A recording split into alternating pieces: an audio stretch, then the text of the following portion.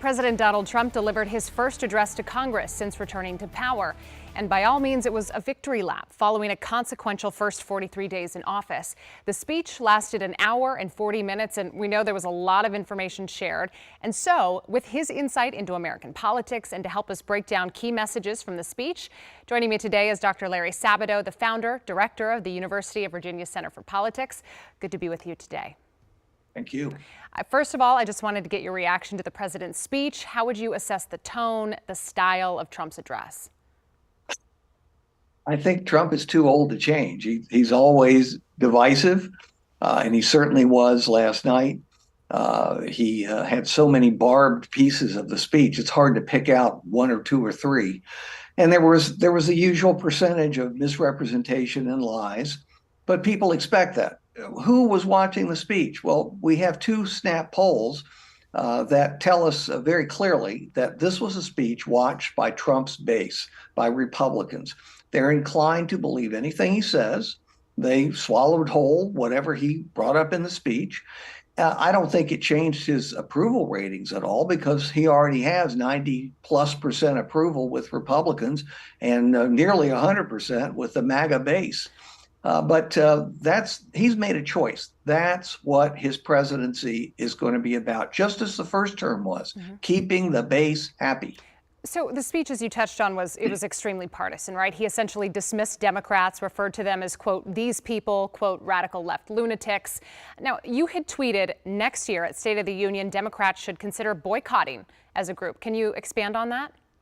Yes, I think a boycott or even a walkout, if it's quiet and orderly and doesn't include episodes like the one we saw with Congressman Green from Texas, which was wholly inappropriate and which hurt Democrats. It didn't help them. It hurt them.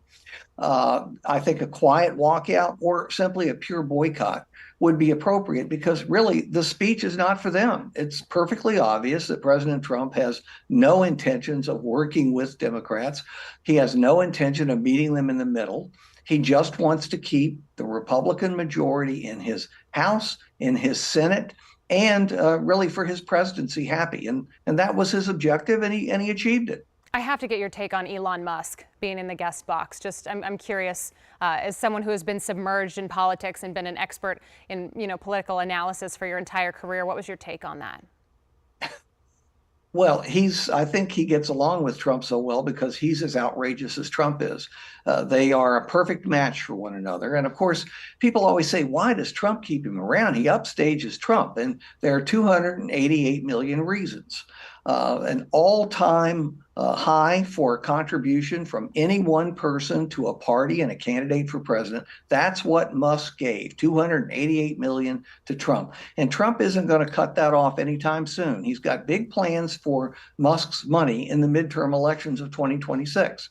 Now, you touched on this. There was a lot of misinformation, right, being shared from the president saying Doge has found hundreds of $billions in fraud to accusations of dead people collecting Social Security.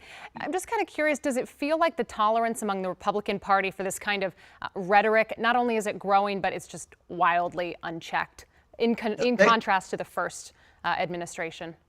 Yes. If you go back to 2017, there were actually Republicans who would try to correct him. Some of them would go to the White House and say, you've got to make sure this doesn't happen again. Well, that's gone. Whatever he says, whatever he does, they're 100% in favor. And if they actually aren't, they're just scarce or they didn't read it. They didn't see it. Well, they all saw it last night, but they don't care. They simply don't care. We live in the post-factual era. It doesn't matter anymore whether you tell the truth. You can make up a big lie like voter fraud in 2020. It's perfectly okay. And the voters don't punish a candidate who tells lie after lie after lie. All right, Dr. Larry Sabato, that's all the time we have tonight. Appreciate your time and expertise, of course, director with the UVA Center for Politics. We'll see you again soon. Thank you. Thank you.